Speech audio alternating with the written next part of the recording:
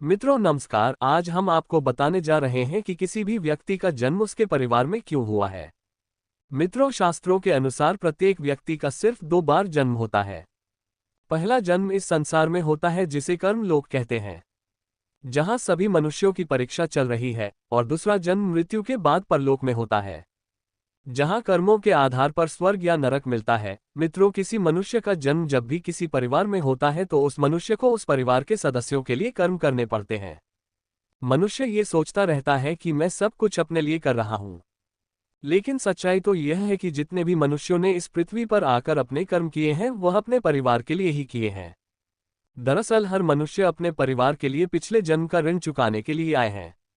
जब तक परिवार के सदस्यों के प्रति आपका ऋण नहीं चुक जाता तब तक हर मनुष्य को अपना कर्म करते रहना पड़ेगा। जन्म से मृत्यु तक दूसरों के लिए परिश्रम करके और उनको सौंपकर अंत में खाली हाथ चले जाना है। मित्रों, मनुष्य का जन्म परिवार को बर्बाद करने और बदला लेने के लिए भी होता है।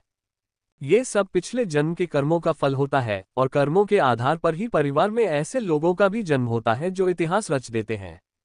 गरीबी की कोख में जन्म लेकर परिवार को फर्श से अर्श तक पहुंचा देते हैं।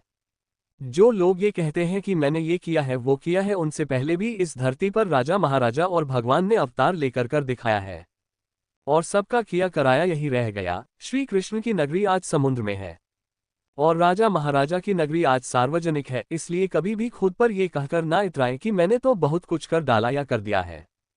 दरअसल आपने जो भी किया है वह परिवार के प्रति कर्ज चुकाने का काम किया है।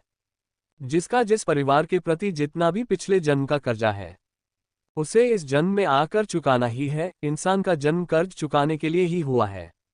ये कर्ज चुकाना ही हर मनुष्य की परीक्षा है। कोई इसमें पास हो गया और कोई फेल हो गया।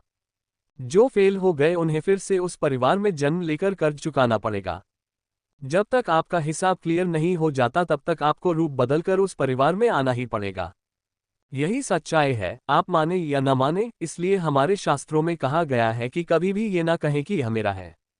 भगवान श्री कृष्ण कहते हैं कि जिसे तुम आज अपना कह रहे हो वह कल किसी और का था, आगे किसी और का हो जाएगा। तुम्हारा ना तो कल था, ना आज है, और ना आगे कभी रहेगा। इसलिए जो भी मिला है उसे ईश्वर की मर्जी जानकर स्वीकार करो। खुद पर इतराओ मत। जिस दिन तुम्हारा इम्तिहान समाप्त हो जाएगा उस दिन परलोक में ये तय होगा कि तुम स्वर्ग पाने योग्य हो या नरक के योग्य हो। पृथ्वी पर परीक्षा चल रही है, इस परीक्षा को ईमानदारी के साथ पूर्ण करो। उम्मीद करते हैं कि आप समझ गए होंगे कि आपका जन्म आपके परिवार में क्यों हुआ है। राधे राधे।